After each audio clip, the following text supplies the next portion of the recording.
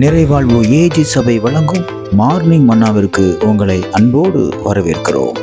கர்த்தருடைய பரிசுத்த நாம் மகிமைப்படுவதாக இந்த நாளிலே உங்களை சந்திப்பதிலே மிகுந்த சந்தோஷம். என அன்பான தேவனுடைய பிள்ளைகளே, அநேகர் உங்களை விட்டு கைவிட்டு போயிட்டாங்களா? அநேகர் உங்களை கைவிட்டு ரொம்ப தூரமா போயிருக்கலாம். சில நேரத்துல நம்ம கூட இருப்பாங்க, கடைசி வரைக்கும் இருப்பாங்க நம்ம நினைச்சோம். ஆனா அவங்க பாருங்க, பாதியிலே நம்மளை கைவிட்டுட்டு போயிருப்பாங்க.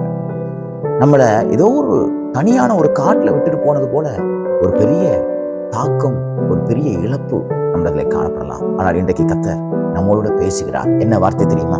ஏசாயா எழுதின தீர்க்கதரிசன புத்தகம் 42 அதிகாரம் 16 வார்த்தையுடைய கடைசி பகுதி இப்படியாக சொல்கிறது: இந்த காரியங்களை நான் அவர்களுக்கு செய்து அவர்களை கைவிடாதிருப்பேன். ஆண்டவர் சொல்றாரு, நான் உன்னை கைவிட மாட்டேன். என்னென்ன காரியத்தை செய்வேன் தெரியுமா?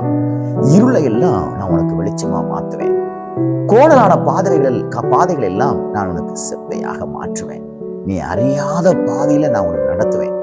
அது எப்படிப்பட்ட ஒரு சூழ்நிலையாக இருந்தாலும் அந்த சூழ்நிலையில நான் உன்னை அதிசயமா நடத்தி, உனக்கு முன்பாக இருக்கக்கூடிய இருளை எல்லாம் நான் வெளிச்சமா மாற்றி, உனக்கு முன்பாக இருக்கக்கூடிய கரடு முரடானவைகள் எல்லாம் நான் சமமாக்கி நேராக்கி உன்னோடு கூட நான் இருந்து கைவிடாதிருப்பேன் என்று கர்த்தர் சொல்லுகிறார். எனக்கு அன்பான தேவனுடைய பிள்ளைகளே, கோணலான பாதைகள் உங்கள் வாழ்க்கையில காணப்படலாம், கர்த்தர் அதை செவ்வையாக மாற்றுவார். இருளான ஒரு சூழ்நிலை உங்களுக்கு காணப்படலாம், கர்த்தர் அந்த இருளையும் கர்த்தர் வெளிச்சமாக மாற்றுவார். இதுவரையிலும் நீங்கள் போகாத பாதையிலே தேவன் உங்களை கொண்டு போய் சரியான பாதையிலே அவர் நடத்துவார். இதுல எனக்கு ரொம்ப ஆச்சரியமா இருக்குது. இது எப்படி நடக்குதுன்னு நீங்க ஆச்சரியப்படுகிற பாதையிலே உங்களை நடத்துகிற நம் தேவனாகிய கர்த்தர் அவர். பாருங்க, ஒரு குருடனா கர்த்தரால் அப்படி நடத்த முடியுமே, ஆனால் ஏன் உங்களுக்கு கர்த்தர் செய்ய மாட்டாரு? ஏன் கர்த்தர் உங்களுக்கு அற்புதங்களை செய்ய மாட்டார்? நிச்சயமா செய்வார்.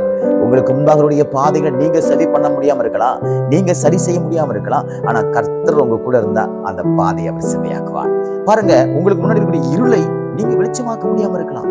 நீங்க என்னெல்லாமோ பண்ணி, யாரெல்லாமே பார்த்து ரெக்கமெண்டேஷன் பண்ணி, இப்படி மாத்தி அப்படி மாத்தி நம்ம ஏதாவது சொல்லி நம்ம பாருங்க உருண்டு பரண்டு எழும்பிடலாம் அப்படின்னு நீங்க யோசிக்கலாம். ஆனா அது ஃபெயிலியர் ஆயிடுது.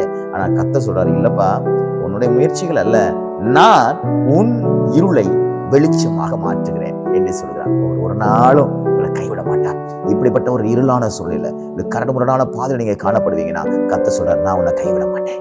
நான் உனக்கு இதெல்லாம் செஞ்சு உன்னை கைவிடாது இருப்பேன். யார் உன்னை கைவிட்டாலும் சரி, கர்த்தர் உங்களை கைவிட மாட்டார். உங்க பெற்றோர்கள் உங்களை கைவிடலாம், உங்க கூட பிறந்தவர்கள் கைவிடலாம், நான் கர்த்தர் கைவிட மாட்டார். எனக்கு இப்படிப்பட்ட ஒரு இக்கட்டான சூழ்நிலை இருக்கிறேனே, இக்கட்டான ஒரு நிலையில இருக்கிறேனே, ரொம்ப கஷ்டத்துல இருக்கிறேனே, பயப்படாதீங்க. கர்த்தர் உங்க கூட இருந்து அற்புதங்களை செய்து உங்களை கைவிடாது பாதுகாப்பாராக. இந்த நாள் கர்த்தர் உங்கள் கரங்களை பிடித்திருக்கிற நாளாக, அதை உணர்கிற நாளாக தேவன் மாற்றி கொடுப்பாராக. எல்லா இருள்களும் வெளிச்சமாக மாறுவதாக. God bless you.